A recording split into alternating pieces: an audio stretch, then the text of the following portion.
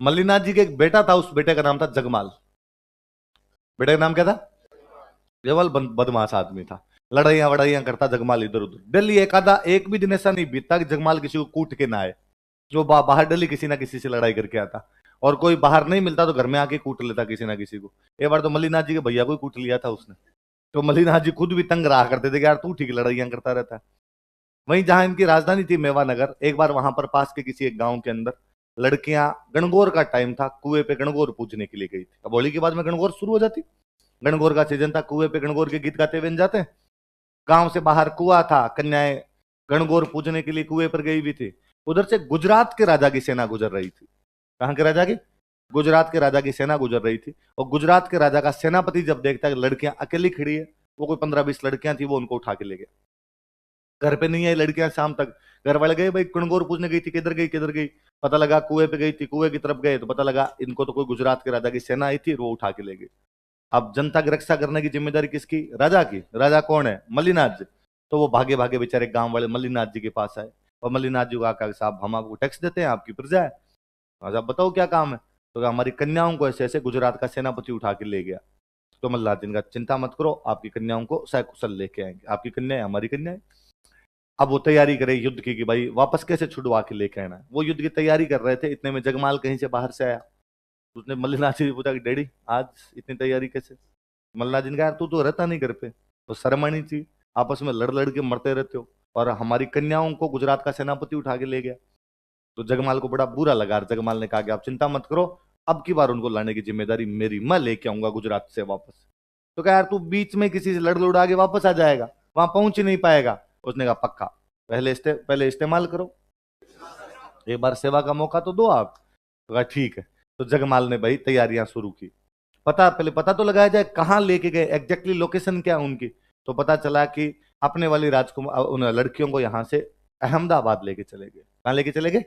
अहमदाबाद। और अहमदाबाद में वहां गुजरात का जो राजा है उसकी राजकुमारी रहती है, उसकी शहजादी रहती है। उस शहजादी का नाम था गिंदोली। क्या नाम था? गिंदोली नाम की एक शहजादी है, वो वहां पे रहती है, महल में रहती है। और अपने वाली लड़कियों को उसके महल में ले जाके बंद कर दिया, और अपने वाली लड़कियां उस शहजादी की नौकरानियां हैं। शहजादी के दिन में जी में आता है कि मैगी खाऊंगी, तो अपने वाली क्या बना के लाती है? मैगी। उसको आता है कि मेरे यहाँ पर शैम्पू कर दो बालों में, तो बाद में वो शैम्पू करती है, उसकी काम करती रहती है उसका। तो कहा कि चलो, तो गुजरात के राजा की शहजादी गिंदोली जहां पर रहती है उसके महल पर आक्रमण करेंगे, और महल से उन कन्याओं को लेके आएंगे, अपनी बहनों को लेके आएंगे। किसी ने कहा, दिमाग खराब है तुम्हारा, वो गुजरात की शहजादी का महल है, तो तुम सोचिए कि उसके महल के बाहर सिक्योरिटी कितनी टाइट रही होगी। और वहां यदि गए ना तो एक एक आदमी देश के काम आ जाएगा, मार देंगे गुजरात वाले पकड़ पकड़ के। और ऐसे कैसे हमला कर सकते हो गुजरात के राजा की शहजादी के महल के ऊपर तुम? तो कहा फिर कैसे किया जाए?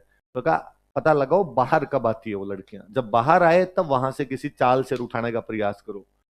पता लगाया और सूचनाएं जुटाई, तो पता चला कि उस महल से थोड़ा दूर, अहमदाबाद से थोड़ा बाहर की तरफ एक पीर बाबा की दरगाह है। पीर बाबा होते हैं संत, सूफी संत जो हुए, पीर बाबा की दरगाह है। उस दरगाह पे हर शुक्रवार को जुम्मे के जुम्मे शहजादी पूजा करने के लिए आती है। और जब पूजा करने के लिए आती है तब उसके साथ सिक्योरिटी नहीं रहती, भगवान के घर में किस बात की सुरक्षा? और जब पूजा करने के लिए आती है तब अपने वाली लड़कियां उसके साथ नौकरानी बन के आती है, वहां से उनको उठाया जा सकता है। तो कहा ठीक है। अपने राजस्थान में सबसे अच्छे घोड़े यदि कहीं के माने गए तो मालानी। सबसे अच्छे घोड़े कहाँ के माने गए? मालानी के घोड़े बहुत अच्छे थे, दूर दूर से लोग मालानी के घोड़े खरीदने के लिए आते, और यहाँ के लोग दूर दूर तक घोड़े बेचने के लिए जाते। जगमाल अपने साथ 10-15 साथियों की एक टीम बनाता है, हट्टे कट्टे दोस्त लिए, हट्टे कट्टे घोड़े लिए एकदम, और यहाँ से बृहस्पतिवार वाले दिन ही जाके वो उस पीर बाबा की दरगाह के पास जाके बैठ गए, कल आएगी कल यहाँ से उठाएंगे। घोड़े के व्यापारियों का भेष बना के किस भेष में बैठ गए? आने जाने वाला कोई पूछो कौन लोग हो, कैसे बैठे? सब घोड़े बेचने आए। उन दिनों व्यापारी इधर उधर घूमते, व्यापारियों पे कोई डाउट भी नहीं करता था। तो कोई जाके पूछ भी ले कि भाई घोड़ा कितने का है, तो 3,000 वाले घोड़े की रेट बताए 50,000। अगला कह यार इतना महंगा? साहब मालानी का ओरिजिनल माल है एकदम, तुम ले जाके देखो यार, प्योर नस्ल है एकदम मालानी की। पर बंदा कह फिर भी इतना महंगा थोड़ी बिकेगा यार तुम्हारा, तो मत खरीदो। वो सोचेगा यार ठीक आदमी है यहाँ पे, और ये सोचेगा हमें बेचना तो है ही नहीं। अगले दिन ये वेट करे कि भाई शुक्रवार कब हो और कब अपनी लड़कियां आए और उनको उठा के वापस लेके जाए यहाँ से।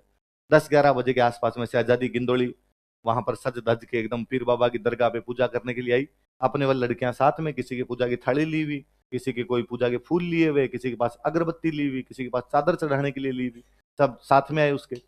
जैसे पीर बाबा की दरगाह पे पहुंची, उन अपने जगमाल के साथ के जो भी लोग थे उन्होंने लड़कियों को पहचान लिया, लड़कियों ने भी पहचान लिया, भाई हमारे ही है, इलाके के लोगों को तो पहचानती हो, गांव के लोगों को। उन लड़कियों का भाग्य जो लड़कियां ही सबको घोड़ों पर बिठाया और वहां से निकल गए। जगमाल गिंदोली को बिठा लेता है। भाई हॉस्टेज हॉस्टेज है ना। इनको एक बात बता दी, गुजरात की सेना पीछा तो करेगी, और गुजरात की सेना पीछा करेगी तो 15 तो मर जाएंगे, बचा कैसे पाएंगे। तो यदि गुजरात की सेना पीछा करती है और अपने को मारने का प्रयास करती है तो अपने कह देंगे, यदि किसी ने पास आने का प्रयास किया तो शहजादी गिंदोली को उड़ा दिया जाएगा। तो शहजादी गिंदोली को ले जाओ और हमारी 15 लड़कियां दे दो। तो ये किसको उठा के ले आए वहां से, शहजादी गिंदो।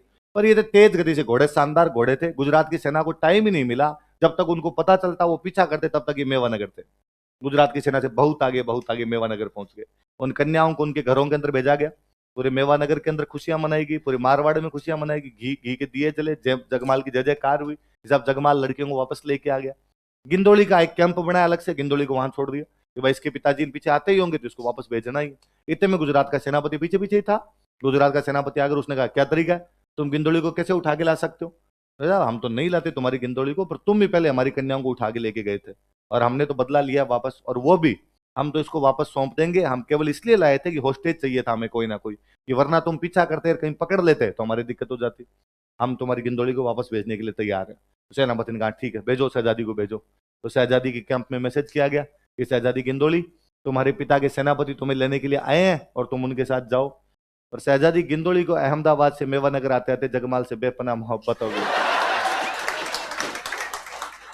शहजादी गिंदोली ने अब वापस जाने से मना। हुआ क्या था कि जब वो अहमदाबाद के महल में अपने वाली लड़कियों के साथ में रह रही थी, तो अपने वाली लड़कियां उस गिंदोली को दिन में 2-3 बार कह देती, बार बार उसको याद दिलाती कि कितने दिन तक हमें इस महल में बंधक बना के रखोगी शहजादी, हमारा भाई जगमाल आएगा और हमें यहां से छुड़ा कर।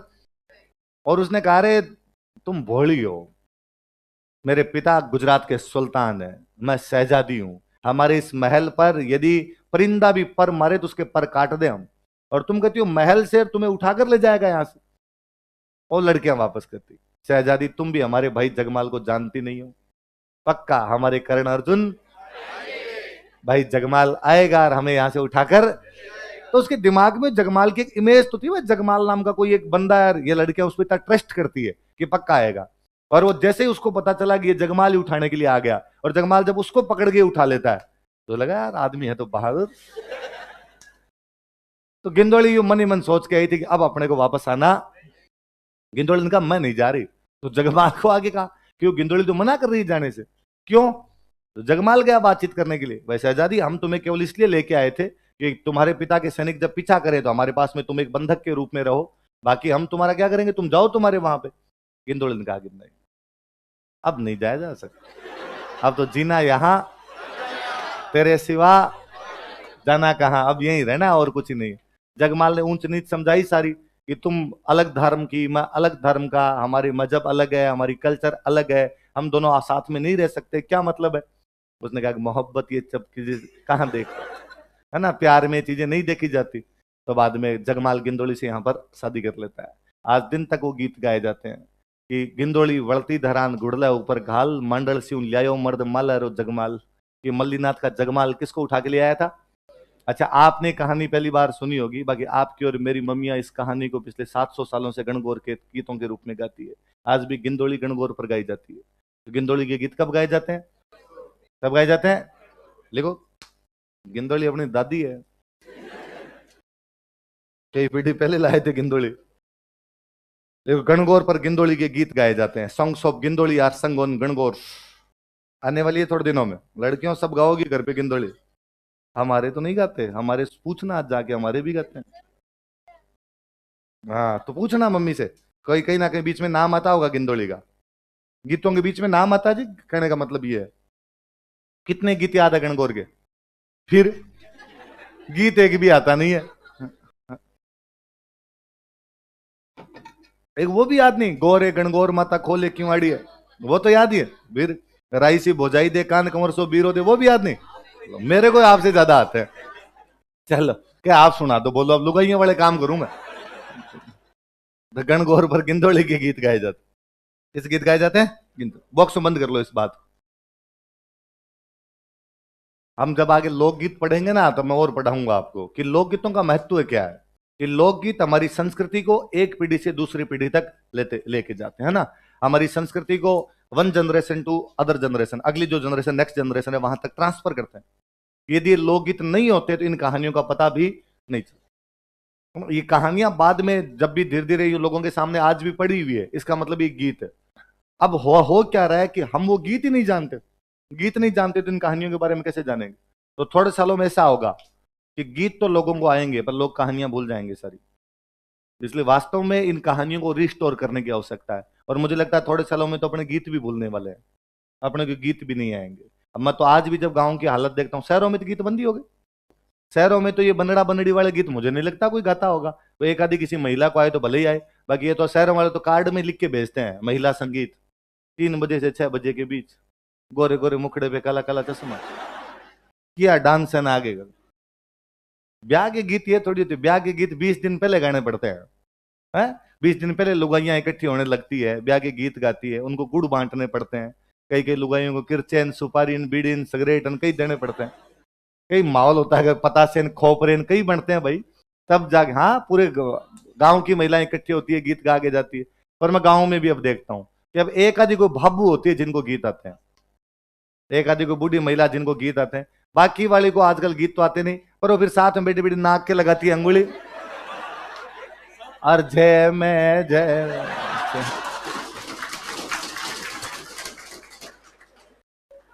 खाली ट्यून आती है उनको, राग वैसी लेगी तो वो राग लेती रहती है, बाकी तो नहीं। आज पंजाब में सीएम बन गए भगवंत मान। पंजाब सीएम कौन बने? मैं भगवंत मान को बहुत छोटा था तब से जानता हूं। उधर पंजाबी माहौल था, हम जहां रहा करते, और भगवंत मान की कैसेट आया करते थे।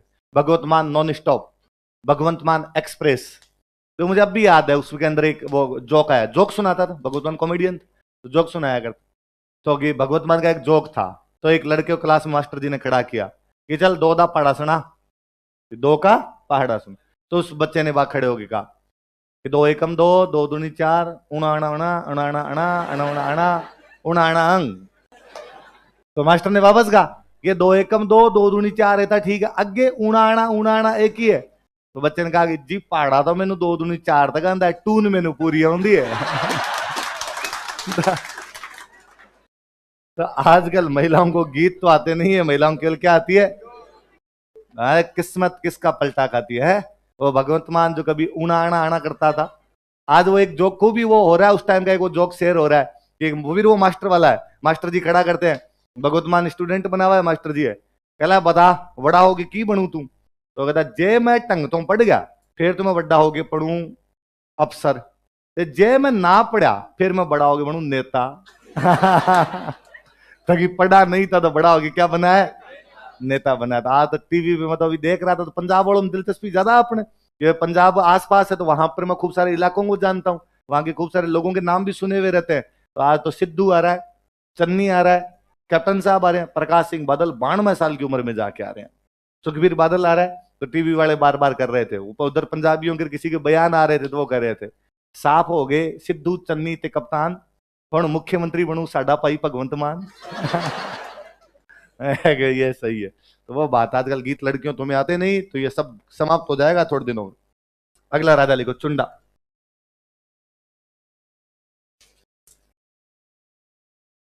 अगला राजा कौन है?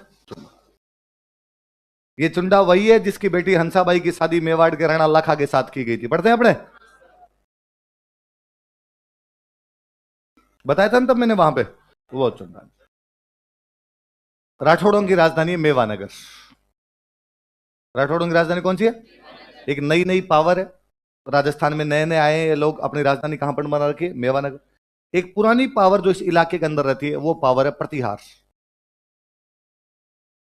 एक पहले से शक्ति इस इलाके में मारवाड़ वाले में वो कौन सी है? प्रतिहार। और प्रतिहारों की राजधानी है मंडोर। प्रतिहारों की राजधानी कौन सी? लेकिन अब प्रतिहारों के दिन ढल रहे हैं, राठौड़ों के दिन बढ़ रहे हैं। प्रतिहार आपस में लड़ने लग गए और प्रतिहारों में मंडोर का किला अब रखने की हिम्मत नहीं है। दिल्ली की तरफ से अटैक हो रहे हैं और मंडोर का किला कभी भी इनके हाथ से निकल सकता है। तो प्रतिहारों को लगा यार आपस में लड़ रहे हैं, मंडोर भी अपने हाथ से निकल सकता है, क्यों ना किसी शक्तिशाली शक्ति के साथ में और अपना संबंध स्थापित किया जाए। इन प्रतिहारों की जो ब्रांच इन दिनों मंडोर में राज कर रही थी वो ब्रांच थी इंदा। कौन सी ब्रांच थी?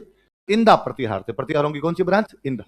इन इंदा प्रतिहारों की कोई एक राजकुमारी थी, इनको अपनी राजकुमारी की शादी करनी थी। ये देख रहे थे यार आसपास में कोई ढंग का राजकुमार हो तो उससे अपनी राजकुमारी की शादी कर दे। ढंग का राजकुमार इनको मिला चुंडा। कौन मिला? नई नई शक्तियां बढ़ी रही थी चुंडा की इनकी। तो इनको पता चला कि साहब चुंडा आजकल उभरता हुआ सितारा है, प्री पास हुआ है, मेंस लिख रहा है, तैयारी अच्छी है, पक्का सिलेक्शन होगा। तो कहा कि भाई चुंडा के साथ में राजकुमारी की शादी कर दी जाए और मंडोर दहेज में दिया जाए। मंडोर कैसे दिया जाए? तो राठौड़ों को मंडोर दहेज में मिलता है, चुंडा को मंडोर दहेज में मिलता है। तो उसके बाद राठौड़ों की राजधानी कौन सी बन गई? देखो, प्रतिहार कोष्टक में इंदा लिख लेना है ना। प्रतिहारों ने अपनी राजकुमारी की शादी चुंडा से की। Pratihar married his princess to Chunda, कोष्टक में इंदा लिखना। प्रतिहारों ने अपनी राजकुमारी की शादी चुंडा से की। Pratihar married his princess to Chunda. प्रतिहारों ने अपनी राजकुमारी की शादी चुंडा से की। Pratihar married his princess to Chunda. Married his princess to Chunda. प्रतिहारों ने अपनी राजकुमारी की शादी चुंडा से की तथा मंडोर दहेज में दिया। And Mandore was given in dowry. तथा मंडोर दहेज में दिया गया। And Mandore was given in dowry. Mandore दहेज में दिया गया। अतः अब राठौड़ों की राजधानी मंडोर बन गई थी। अतः अब राठौड़ों की राजधानी मंडोर हो गई थी। So now Mandore became Rathores capital. So now Mandore became Rathores capital. अतः अब राठौड़ों की राजधानी मंडोर बन गई थी। So now Mandore became Rathores capital. अतः अब राठौड़ों की राजधानी क्या बन गई थी? अब देखो याद करो, देखे तो मैं वहां लिखवाता भी हूँ आपको, मेवाड़ के अंदर लिखवाता हूँ कि रणमल को जब भारमली की सहायता से मार दिया गया था, उनका बेटा जोधा वहां से निकल जाता है, तो जो चुंडा जोधा का पीछा करता है और बाद में वो राठौड़ों की राजधानी मंडोर पर अधिकार कर लेता है। लिखवाया था। तो पहले राठौड़ों की राजधानी है खेड़, खेड़ से राजधानी बनी है मेवानगर, और मेवानगर से राजधानी कौन सी बन गई? मंडोर। मंडोर किसको दहेज में मिला? किसने दिया दहेज में? इंदा प्रतिहारों ने। कौन से प्रतिहारों ने? तो बाकायदा खूब सारे दो हैं, इंदारो उपकार कमधज कदे ना बीसरे। मैंने बताया था जिनके राठौड़ों की एक उपाधि है कमधज, बताई थी मैंने कि इंदारो उपकार कमधज कदे ना बीसरे के। इंदाओं का उपकार कमधज कभी भी भूल नहीं सकते।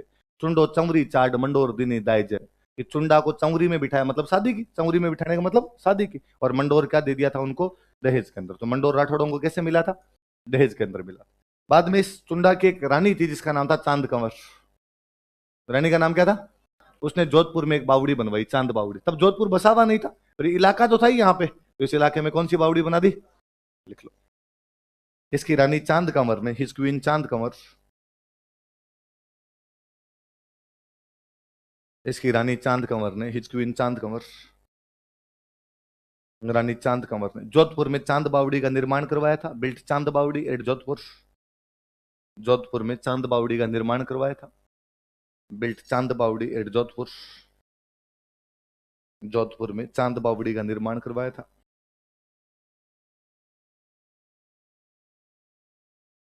बिल्ट चांद बावड़ी एट जोधपुर।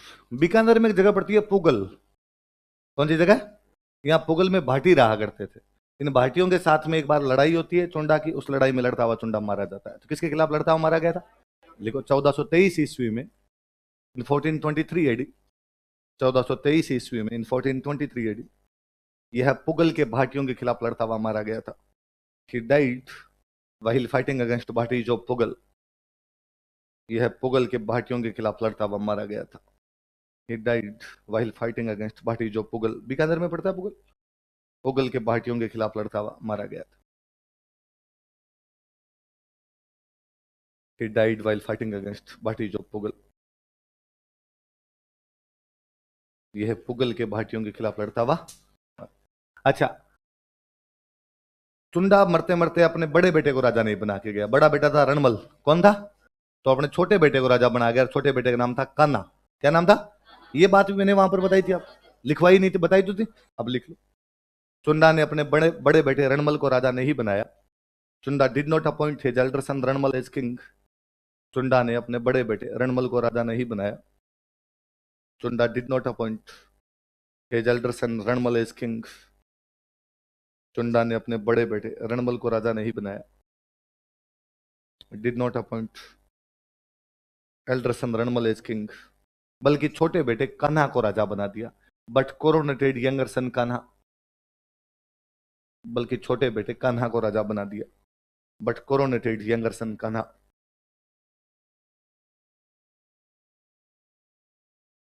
किसको राजा बना दिया? छोटे बेटे कान्हा को राजा बना दिया. फिर देखो मैंने बात बताई थी आपको कि रणमल उधर मोकल का संरक्षक बनता है और फिर हंसाबाई को कहता है कि दीदी मेरी सहायता करो. हंसाबाई मेवाड़ वालों की सहायता वो सेना बेचती है और रणमल उस सेना की सहायता से मारवाड़ का राजा बन जाता. बताया था. एक लाइन और लिख लो आपने. कालांतर में लेटर ऑन, कालांतर में लेटर ऑन मेवाड़ की सेना की सहायता से with help of Mewar army, Mewar की सेना की सहायता से with help of Mewar army, Mewar की सेना की सहायता से with help of Mewar army Ranmal Marwar का राजा बना. रणमल बिकेम